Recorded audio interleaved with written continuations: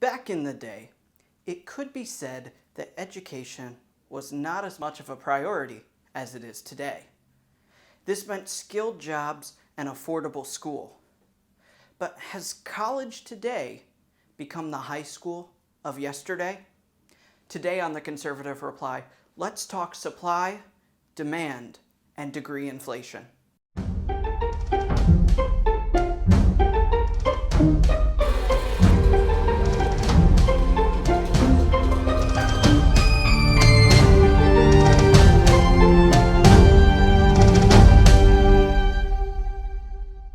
Degree inflation, sometimes called educational inflation, is a phenomenon that occurs when a society begins pushing for a better educated workforce, a process called Credential-ism.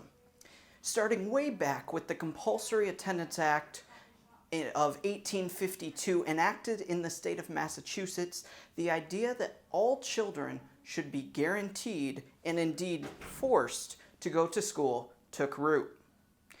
As working conditions changed and child labor became an abhorrent idea, education became a replacement for work.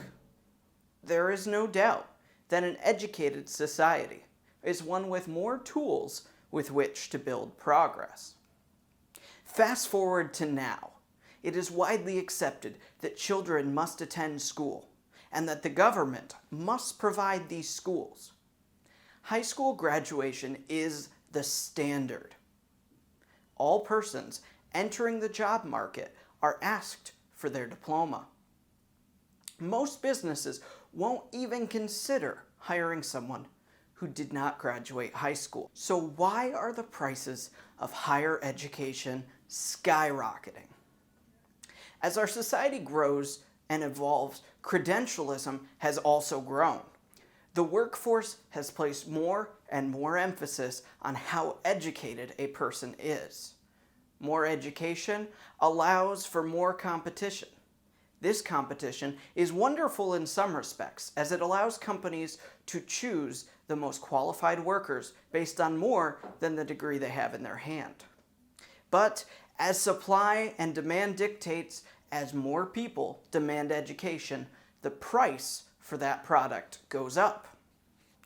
And as there is a high supply of educated workers, the demand, therefore, the price for those workers goes down. Let's talk economics. Suppose that you're hiring for a new tech company. You need a computer programmer. Only one person applies for that job. This applicant is asking for twice what you were planning to pay. But since he's the only one applying, you need that worker. The supply is low, the demand is high, and wages rise. But suppose instead you started a hair salon and you need a hair artist extraordinaire. You get 500 applicants in the first week. Now, do you think you're going to hire the dresser who's asking for $100 an hour when there are 200, 300 people willing to take $12, $15, $20 an hour? Of course you won't. That's the problem with too much supply from a worker's perspective. So, is credentialism a problem? Well, in short, no. A better educated society is a worthwhile goal. However, it's important that the free market is in control of this.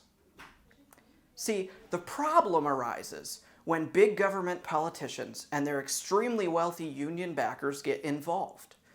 If high school was the universal standard for workers, those after college are more valued in a society of workers.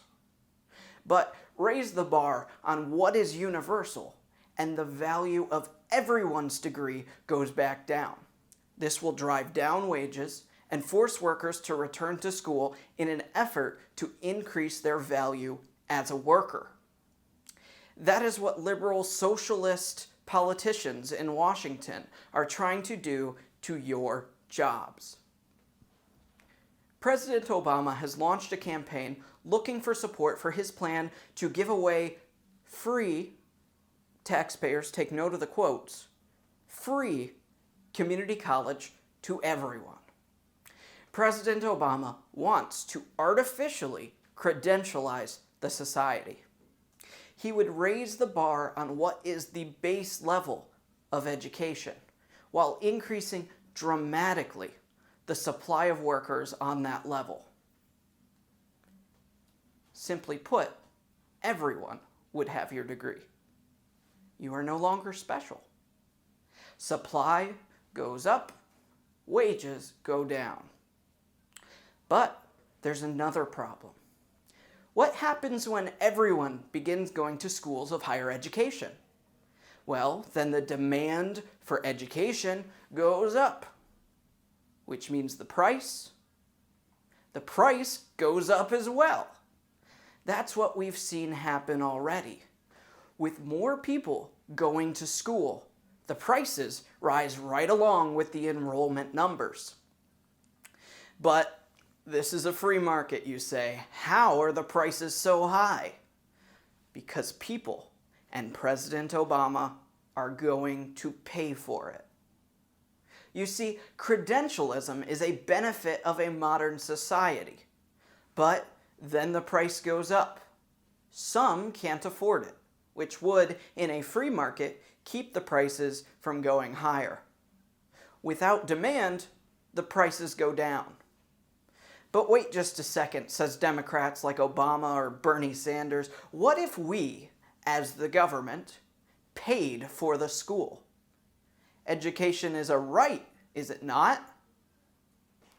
With government's seemingly endless supply of money and no end in sight for government aid for education, the government in Washington props up the price of education. While normally it would stop rising as people couldn't afford it and demand fell, the president says no, let's pay for it. And the demand stays up, and so prices rise.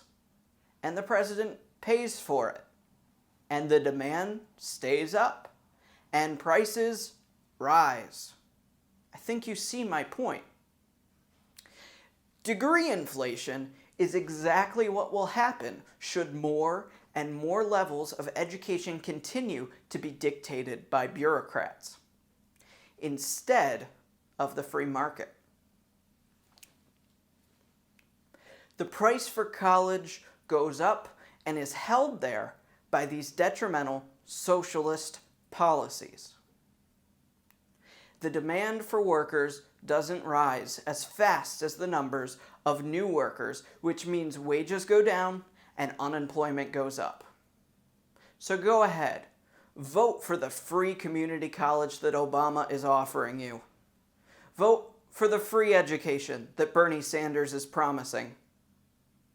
Vote for the politician that will continue to gut the lower and middle classes on education. What would happen if the government stopped artificially propping up schools? Sure, massive schools with crazy large endowments might be just fine, but for the other schools, they'd be faced with one choice. Lower your prices or lose all your students. I'm Alex Ross, and this is The Conservative Reply. Hey, thanks for tuning in. Make sure you hit subscribe, head on over to Facebook and toss your like that way to keep updated on everything going on. New videos every Friday, viewer videos on Mondays. Hope to see you around.